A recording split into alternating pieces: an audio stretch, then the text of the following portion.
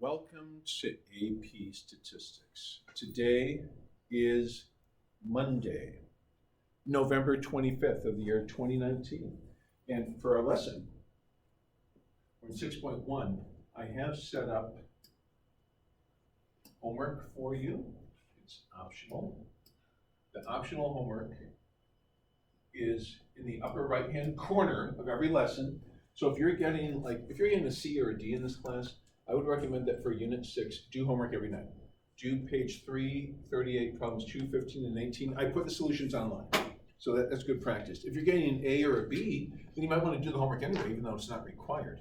Now, the homework that is required is on your learning target sheet. So please take out your learning target sheets. And on one side are the learning targets, on the other side is the homework. I'd like you to look for a moment at the learning targets. Let's read them together. So, reading the 4 learning targets, we see 1, apply the basic rules of probability. We're going to write out the basic rules of probability on the purple blank sheet of paper, and it's going to be called Formula Central. So, on your purple sheet of paper, would you please write Formula Central on the top now? Those of you who are absent, I have purple sheets of paper that I handed out to everyone. So get your purple sheet of paper, write Formula Central. This is where we will write down the basic rules of probability. The second learning target is to distinguish between and use formulas involving mutually exclusive events and independent events. The third one is use complementary probability to analyze problems. And the fourth one, 1, 2, 3, see how the fourth learning target says find conditional probabilities? Right next to that learning target, find conditional probabilities. I hope that you will be excited to know that a conditional probability is a probability in the form probability of eyeball given brainstem. So all the work that we've been doing with conditional probabilities, what's the probability that we observe someone typing in Mr. Roy's password to his checking account, given that the person is not Mr. Roy's?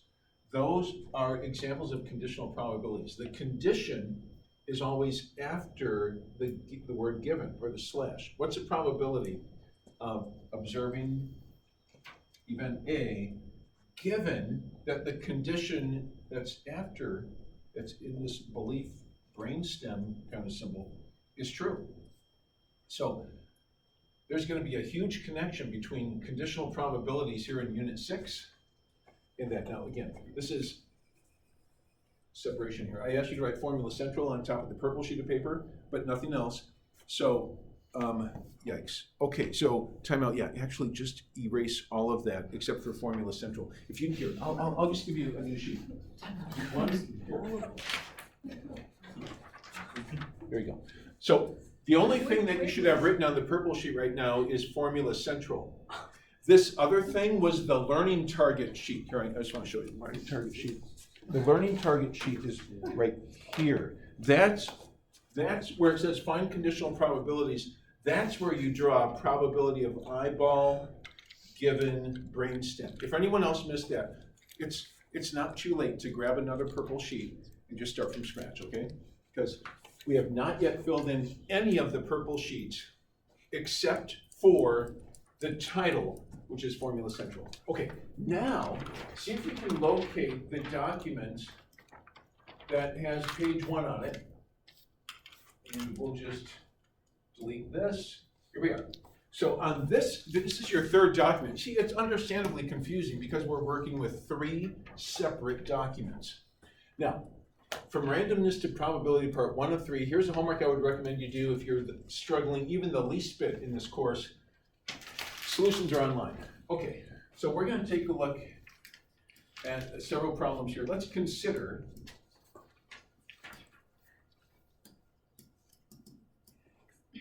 events A and B, such that the probability of event A being observed is not 0. These are events that could actually happen. And the probability that we observe event B is also non-zero. Okay? So, given that is true, I have question 1 for you. Problem 1. It's multiple choice. The statement is independent events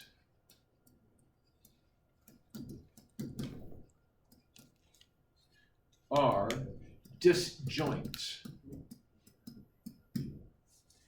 And the multiple choice is A, always, B, sometimes, C, never. And in case vocabulary is an issue here, we worked a lot with independent events back with the Titanic, where we said survival is independent of class, or survival is not independent of class on the Titanic. We examined that question. But disjoint, I just want to give you a picture of what mathematicians mean by 2 events being disjoint. If 2 events are disjoint, that means there's no overlap. Here's event A, here's event B, and there's no football. Whereas if you had non-disjoint events, non-disjoint means that there's a football-shaped region where A and B, events A and B, overlap. It's possible to be both in the A circle and the B circle when the events are non-disjoint. But in disjoint events, it's impossible to be both in the A circle and in the B circle. So here's your multiple choice question. Independent events are disjoint, period. A, always. B, sometimes. C, never. I'm going to pause the camera while you discuss it in your groups. You may begin. Welcome back. Well, let's see what you came up with. Raise your hand if you think that independent events are disjoint. A, always. Anyone in the always category? Raise your hand if you're in the always category. Okay, thanks. You put your hands down. Raise your hand if you're in the B, sometimes category. Sometimes? All right, and then raise your hand if you think it's C, never, the never category. Now, what was A, B, or C? A, B, or C? Let's choose A. A? And A. Okay. So everyone said always. The answer is never. The reason I make this problem 1 is because I know that almost everyone, in this case it was everyone, thinks that independent and disjoint are synonymous. Not only are they not synonymous, but independent events are never disjoint. And that's the lesson for today, is to understand why is it that independent events are never disjoint.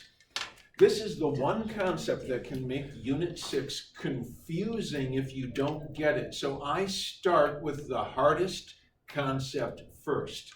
Once we get that cleared up, then it'll be relatively smooth sledding from here on out. So I've got my hands full here. I've got to teach a room full of high school students where everyone thinks the answer is always, but it's actually never. So let's take a look at what's going on here. Independent events are disjoint.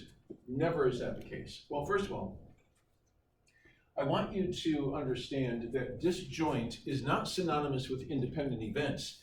Disjoint is synonymous with mutually exclusive. So under this Venn diagram, write mutually exclusive.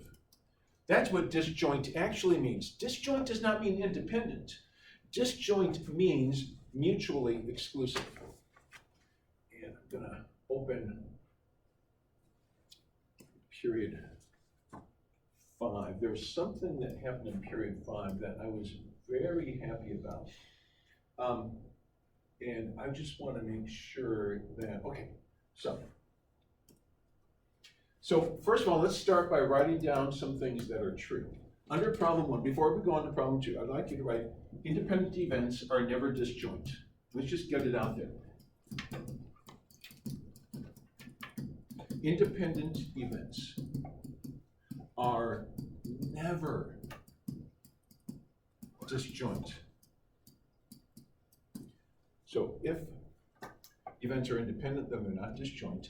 And the converse of that is true. If events are disjoint, they are not independent. So since the converse of a true conditional statement is not always true, we're going to write the converse also. Disjoint events are never independent.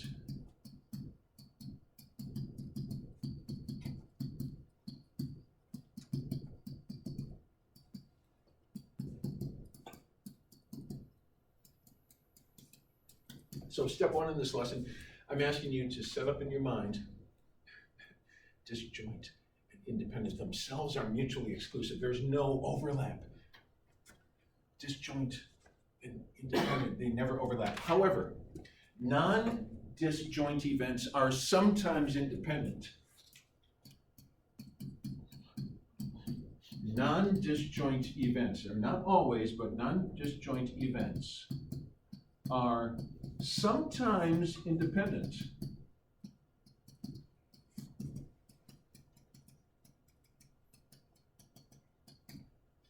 Now, the picture of non-disjoint is like when there's a football that's populated. When I say football, that's an informal term. Just a reference to the fact that when two circles in a Venn diagram overlap, the shape of that intersection kind of looks like a football. And a football is like at the beginning of the game when they put the football up on the tee and someone comes and takes a big whack at it with their foot. Have you ever seen this? Yeah. So just imagine it's the beginning of a football game, maybe the beginning of Super Bowl 54, which could very well be between Packers, Patriots. It could be Aaron Rodgers versus Tom Brady. It's a possibility. Now, are you a Patriots fan? Yeah, so it could be Rodgers versus Brady. It's a possibility. So this is what it could look like at the beginning of Super Bowl 54. So just think football. Now, let's go a little deeper into this and saving that. So far, your familiarity with independence is in the context of the Titanic. So let's take a look at this problem, this question that everyone gave an incorrect answer on. To help you see what's going on, let's go back to something you do feel familiar with, and that is the Titanic. Would you please draw the 8-cell 2A table from the Titanic, which had first class passengers, second class, third class, and crew, and everyone ended up being either alive or dead after this thing sank. And by the way, just a reminder, there were 203 out of 325 first class passengers who survived. That's what it was there. And by the way, the other numbers were there were 285 second class passengers, 706 third class, and 885 crew. I'm not making those up, those are the actual numbers. And survivors alive was 203. This one, 22. 118. I don't have the other ones written down, but you get the ideas. 118. This one actually was 122 because those should add up to 325. And this one actually was 167, but it kept going. We had the whole table. Now, I'd like you to draw a Venn diagram in which we look at those who were alive and those who were in first class. So A is going to represent all of those who survived, which was 32% of everyone. I mean, everyone was, there were 2,201 people on Titanic, so that's represented by the rectangle. And the 203 goes in the football. The number of people who were in both the alive circle and the first class circle was 203. So one thing I'd like you to see is that alive and first class were not disjoint. They were not mutually exclusive because there were 203 people in both. If alive and first class were mutually exclusive, then that means there was no one in first class who was alive. But there were, this football is populated with a non-zero number of persons. These 203 people were both alive and first class. A very important principle that we see here is that a cell, and cell is a mathematical term, in a two-way table, you have, each cell represents a treatment if you're analyzing levels and factors. Each cell is a treatment. Or in this case, there were 8 cells in the two-way table. A cell is a football. I'm going to put football in quotes because that is a football. So I'm using the practice of putting non-technical terms and non-official terms in quotes. Is a leaf. Leaf is an official mathematical term. A cell is a football, is a leaf. This principle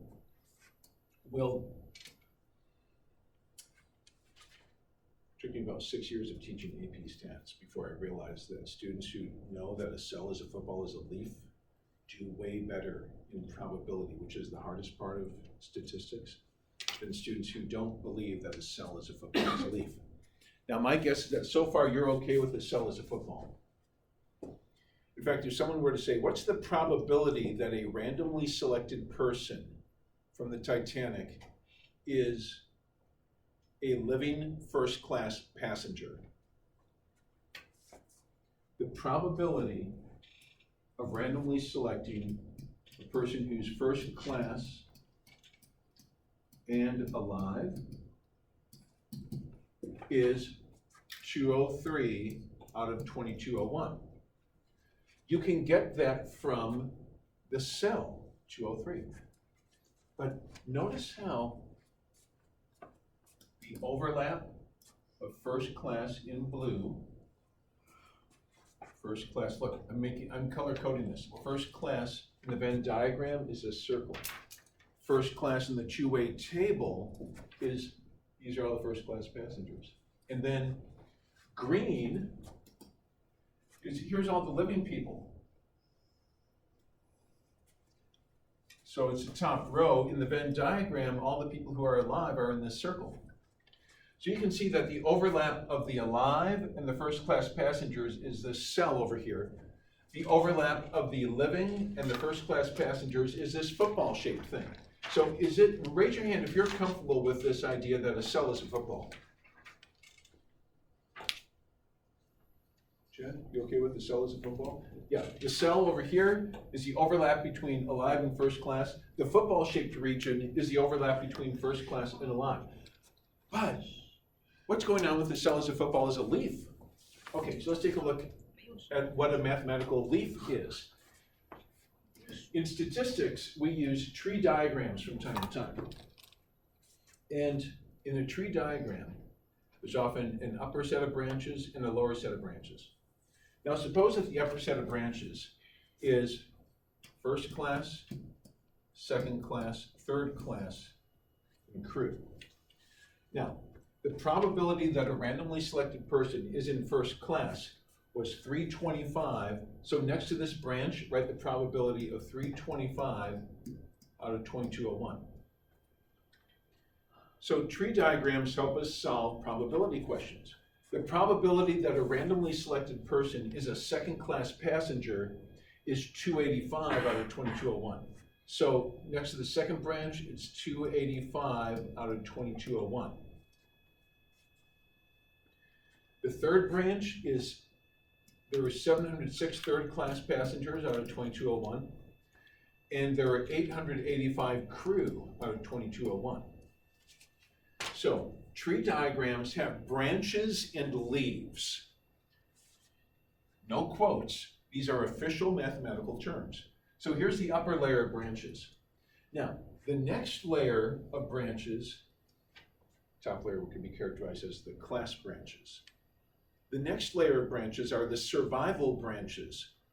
Every first class passenger came out either alive or dead. Second class passengers, alive or dead. Third class, alive or dead. Crew, alive or dead. So, these or this tree diagram has 8 leaves. The leaves are numbers that amount to answers to probability questions. Now, by the way, what's the probability of being alive given, this is conditional probability, the second layer of branches in the tree diagram are always conditional probabilities. Probability of observation given belief, brainstem. What's the probability of being alive given that you're a first class passenger? Just given that you're one of these 325 people who were in first class, what's the probability of being alive given that you're in first class? Raise your hand if you think you know what it is.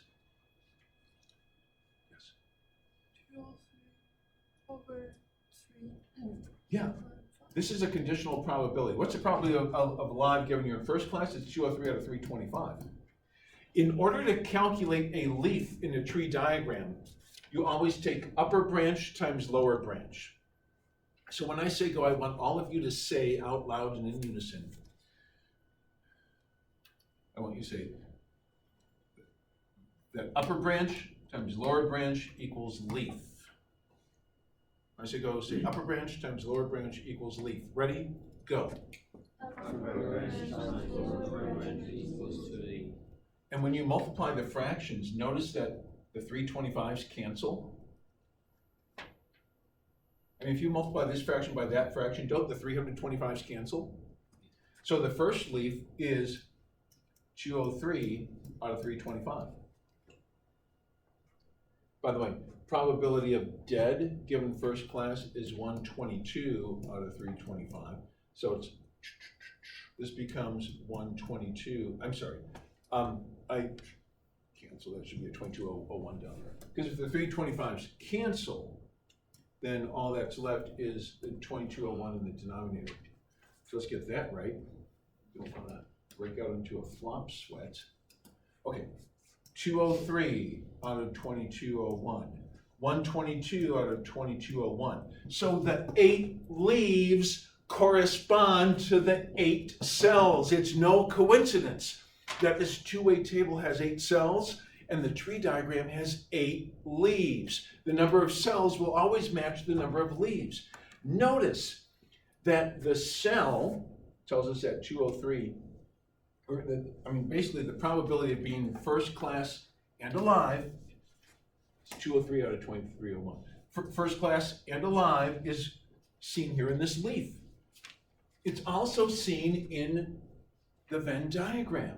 So now we see that a cell as a football is a leaf, where the leaf corresponds to upper branch times lower branch. 8 leaves, 8 cells. No coincidence. Now, what does that mean? Why is there only one football? Well, there's actually 8 footballs. If you wanted to represent this problem using Venn diagrams, you would have to say, okay, there's another Venn diagram which has the alive circle and the second class circle.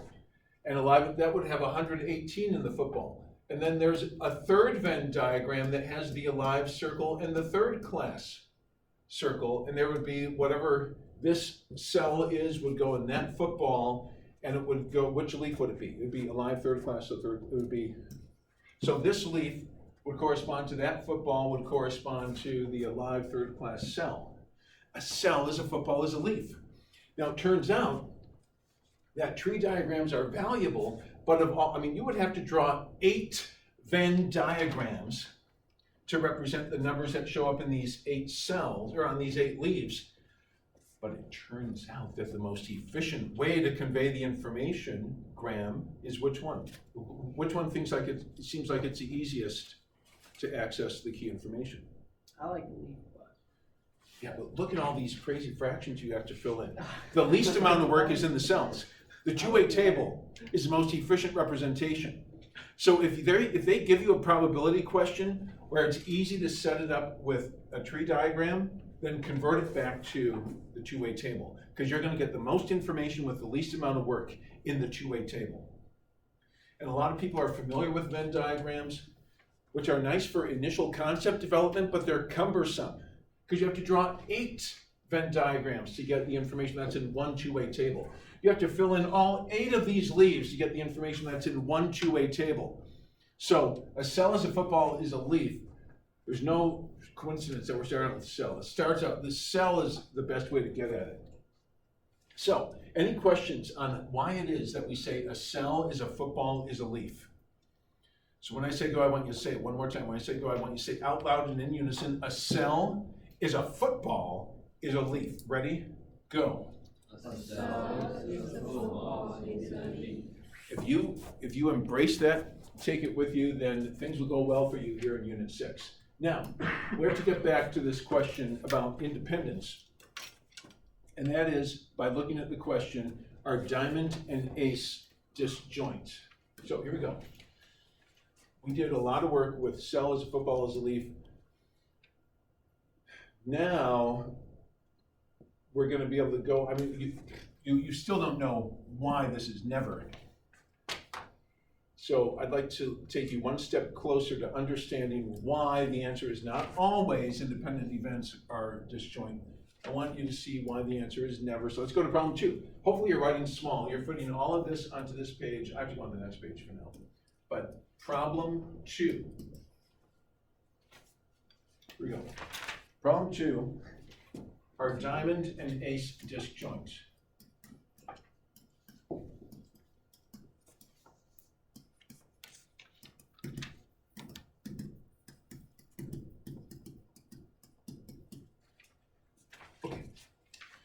Now, the context here, and I'm not going to assume that everyone understands American culture or the culture of playing cards, but ace and diamond are from playing cards. If you have a deck of 52 cards, let's map it out.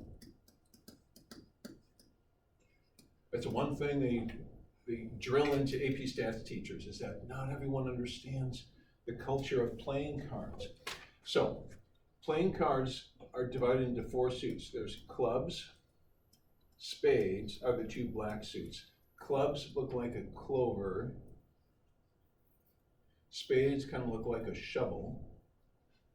Then there's 2 red suits, diamonds and hearts. Diamonds look like this, and hearts look like this. Now, in the deck of 52 cards, they're divided into 4 suits, so 13 cards per suit. And instead of a 1, there's no 1 of clubs, but there's an ace of clubs. And then, so ace is like 1, 2, 3, 4, all the way up to 10. So it's like 1 through 10 is ace through 10. And then there's 3 face cards in every suit. The jack, which has a picture of someone who looks like his name might be Jack. A queen, looks like a female authority figure. And a king, looks like the guy who's ultimately in charge. And so, when I ask the question, are diamond and ace disjoint, understand that there are 13 diamonds. There's the ace of diamonds, the 2 of diamonds, all the way up to the king of diamonds. So diamonds are, if it were a Venn diagram, it'd be like, okay, so here's one circle for all the diamonds. And then another circle for all the aces. Like, okay, here's all the aces. Got the ace of spades, ace of clubs, ace of diamonds, ace of hearts. So this is kind of like a 52 cell table. There's 52 cells. What do you think, class? Are diamond and ace disjoint? It's a yes or no question. Raise your hand if you think you know the answer to this yes or no question. Are they disjoint? Are diamond and ace disjoint? Raise your hand if you think you know. 13 diamonds, 4 aces. Are they disjoint? Katie? No. No, well, if they're not disjoint, in fact, if you were to look at just a Venn diagram, you got aces and diamonds, then there must be at least one card populating the football. What card or cards are in the football, in both ace and diamond? The ace of diamonds. There is one card in the football, the ace of diamonds. So, what's the answer to the question? The answer says no, they're not disjoint. Diamond and ace are not disjoint. Now let's see if they're independent. Question 3. Are diamond and ace independent?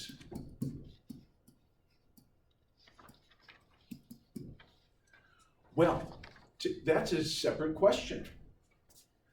They're not disjoint, and we said earlier that non-disjoint events are sometimes independent. What's the test for independent? Back with the Titanic, we said that two events are independent, like survival is independent of class. If you remember the phrase, you memorized this, you said, if the distribution of conditional relative frequencies of survival is the same for every category of class, like if it's 32% alive, 68% dead for first class, second class, third class, that was our standard for knowing whether events are independent. Now that we know more about probability, we can get a more precise, laser-focused standard. Here we go. If events A and B are independent, here's the standard we're going to use. It's a more powerful standard. Then what's true? The probability of A is equal to the probability of A given B. If ace and diamond are independent, then the probability of diamond is equal to the probability of diamond, given that it's an ace. This is the standard, the new standard that's more mathematically powerful than what we did in Unit 1, where we had to always look at a two-way table. If events A and B are independent, then the probability of A is equal to the probability of A given B. It's like it shouldn't matter whether B happened or not, because they're independent of each other. So that means that when we ask the question, are diamond and ace independent, we can look at it two ways, because A can be diamond or A can be ace. So that means we have the option of saying, of asking the question, is the probability of diamond equal to the probability that a randomly selected card is a diamond, given that we know it's an ace?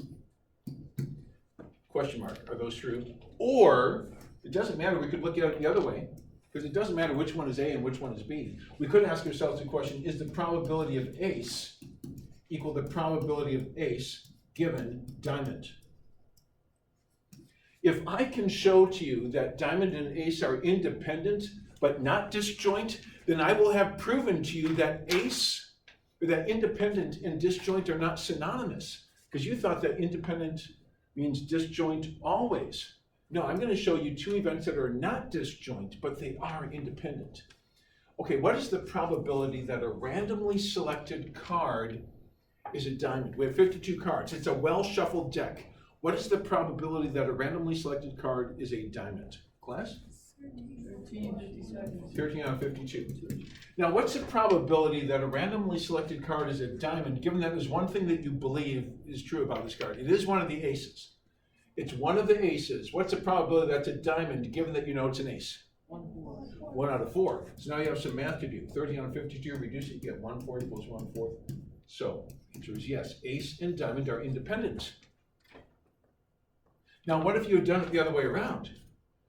What if you let A be ace instead of let A be diamond? Well, what's the probability that a randomly selected card is an ace? 4 out of 52. 4 out of 52 are aces.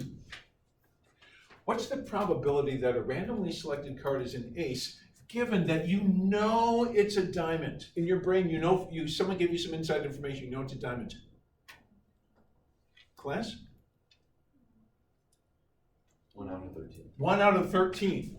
I finally heard it. I have to do some math over here. Is this equal to that? Well, 4 over 52 reduces to 1 over 13. So the answer is yes. In fact, you would say yes. Ace and diamond are independent. Look, they're independent even though they're not disjoint. And that's where your confusion was. You didn't, when everyone at the beginning of class today gave an incorrect answer, you thought that disjoint and independent were the same things. You didn't really know how to answer the question of independence. You didn't know that disjoint meant mutually exclusive. So notice that it's impossible for these two to be equal unless one of them is non-zero. And basically, it just never happens. I mean, just think about events that are disjoint, like diamond and heart. Are diamond and heart independent? Well, what's the probability of diamond given heart? What's the probability of diamond given that's a heart? There aren't any diamonds that are a heart. So it's like that's 0. And So it's just that zero probability case has to be separated out. So we can't take events that have probability of zero, because then you would get the answer. But either way, we say ace and diamond are independent. So I have finally given you an example of two events that are independent, but they're not disjoint. So hopefully you learned today that the probability, or that the standard for judging independence, the deeper standard is to find the probability of A and see if that's equal to the probability of A given B. All right, so we're gonna wrap up this lesson tomorrow. For homework tonight, instead of doing that homework that's listed, I do hope that all of you consider reading chapter 14. Today we started chapter 14. We're in our last unit of the semester. We're in unit 6. This is the last unit of the semester. So when the bell rings, you're out of here.